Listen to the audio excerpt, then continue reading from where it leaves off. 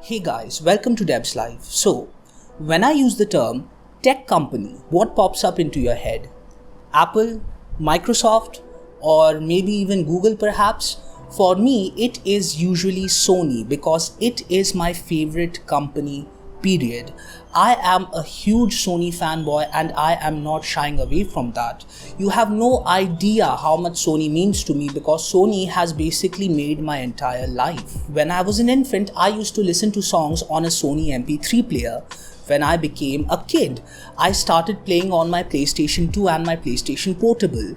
When I first became a teenager, I started playing on my PlayStation 3, and currently, as a 19-year-old of the 19-year-old army, I play on my PlayStation 4 and I also use the Sony line of cameras and accessories to pursue my passion. But the thing is, due to its niche target audience, Sony is not the most widely considered or the most instantly considered choice for consumers. In fact, their sales have been quite rocky recently and they are basically relying on their camera branch and their PlayStation branch to keep the company stable.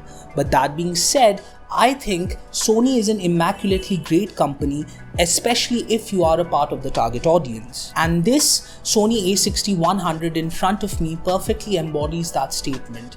If you are looking for a value, pro-consumer grade 4K camera, then this is one of the best investments that you can ever make. And today marks the very special day I get to unbox this camera and I am just super excited, so let's just go ahead and proceed with it. So, as of now, the Sony a5000 is my main camera. In fact, I'm even shooting this exact talking headshot on the Sony a5000 and the majority of my other footage is also shot using the Sony a5000. So, the Sony a6100 does indeed have big shoes to fill as it will be permanently replacing the Sony a5000 to become my main camera. And I know, comparing the Sony a5000 to something like the Sony a6100 is like comparing Mark Zuck to Elon Musk. But the thing is, this Sony a5000 has lasted me very well and I have been able to learn some of the most essential elements of photography and cinematography using the Sony a5000, such as the exposure triangle, color grading, composition, and so on and so forth. Hence, it is time for us to pay our respects to the Sony a5000 as I will be permanently switching to the Sony a6100 and making a huge jump.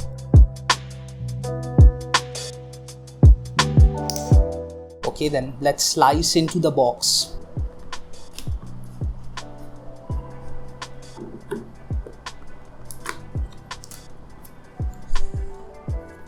So first things first, upon opening the lid, we are provided with some paperwork, and honestly this paperwork is quite reminiscent of the paperwork that's provided with PlayStation consoles.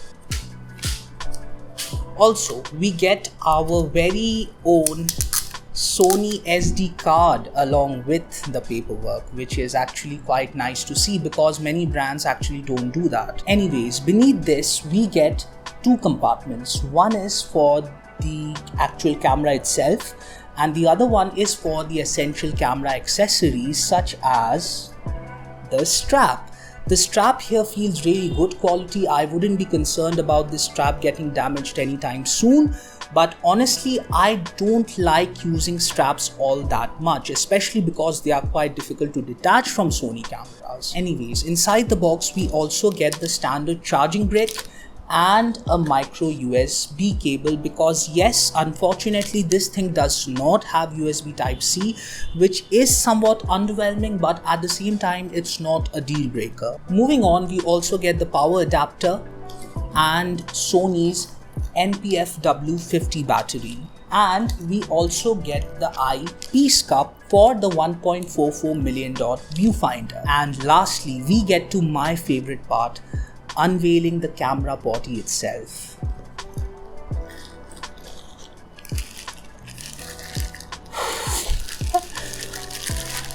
Whoa, it is just absolutely beautiful.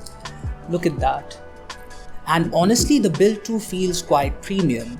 But do bear in mind, it is a plastic construction and not a metal construction, unlike the Sony a6400. But with that being said, the plastic that they have used is indeed very good quality. Sony hasn't cheaped out on any of their materials, and Sony in general, in my opinion, uses some of the best plastic for their products, whether it's their controllers, their headphones or their cameras.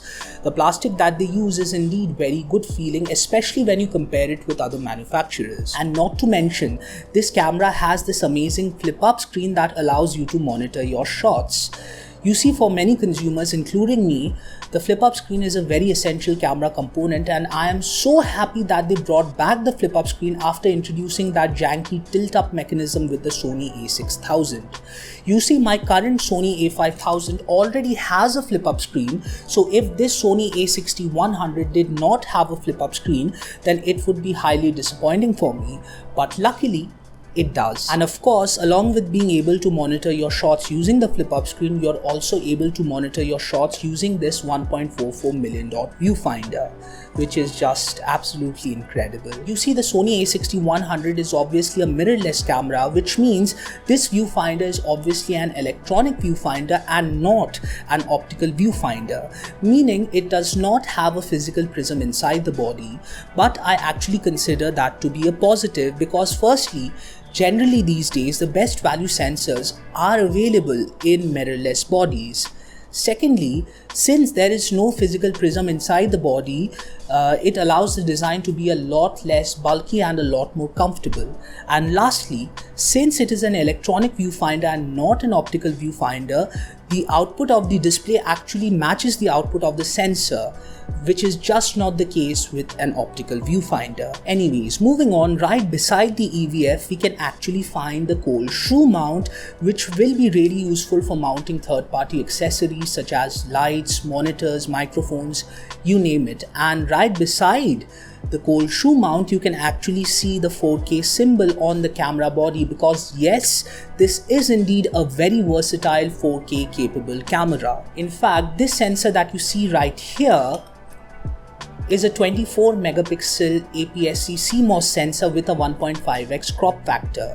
And this is also coupled with the Bion's X image processor, which is why this camera is capable of shooting crystal clear 1080 at 120 fps or 4K at 30 fps. In fact, this camera is competing with the likes of the Panasonic Lumix G7, the Canon M50 and of course the Sony a6400.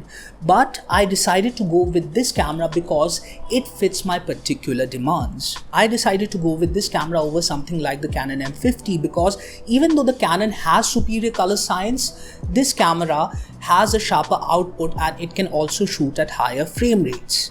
And also, not to mention, this camera has the Sony E-mount for lenses. I've already invested in a lot of Sony glass, so if I switch to Canon, then my investment would either go to waste or I would have to buy additional third-party accessories and adapters, which is just a hassle. Another reason why I went with this camera over something like the Panasonic Lumix G7 is because of its incredible sensor. You see, this sensor is actually downscaling a 6K output to 4K, which allows for a crystal clear image. In fact, this is actually a much bigger sensor than something like the Panasonic Lumix G7, which only has an inferior micro four thirds sensor. In fact, this sensor right here is actually the same sensor as the superior Sony a6400.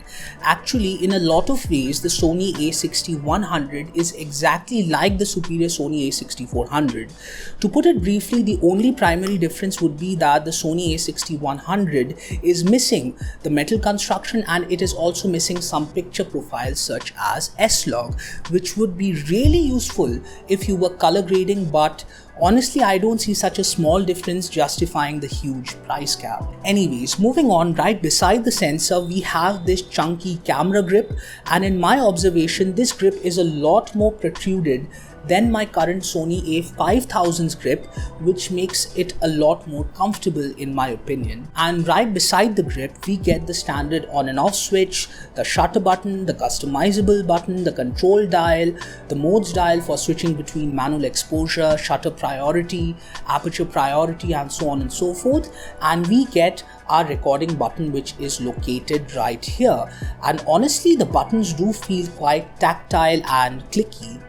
Speaking of clicky things, if you see a clicky red button down below, then be sure to hit it and join the Devs Hippo tribe.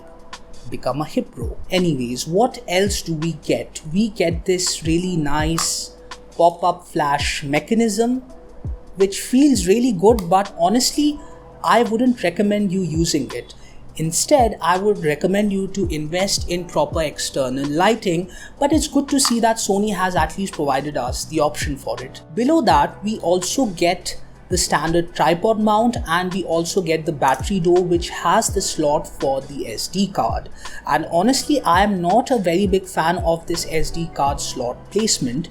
I rather prefer that the SD card slot is on the side so that I can quickly swap SD cards without constantly taking it off the tripod. Anyways, moving on towards the right side of the device, we get another compartment with our micro USB charging port, the HDMI out port, and most importantly, the audio in jack. And honestly, this audio in jack is such a useful feature to have. Currently, I'm having to record my audio externally, and then I need to synchronize it with my split up footage in post-production, and that is such a hassle. If I have this audio in jack, it will just speed up my process by a whole lot. And yeah, that about does it for the overview. Obviously, there's a lot more to go over with this camera that I cannot cover in a single video. Even though I think I have pretty decent camera knowledge, I need to fiddle around with this camera and I need to figure out a lot more things. So to reiterate, this camera is great, but it is not meant for everybody. It is meant for a very particular somebody. And if you are that somebody, then this camera isn't just great, it is exceptional. And you know what, I am feeling a bit generous today, so before we head out, let's just go ahead and attach a lens to this camera for the very first time so that I can document this historic pro gamer moment for myself. And for your information, I will be attaching the 55 to 210mm Sony lens to it. Let's do it.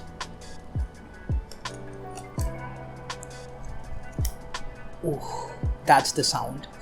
And yeah, looks like that's all for today. If you haven't already, be sure to subscribe. One sub equals one less calorie in my diet. I am Deb's Life and I am signing out. Hippo away.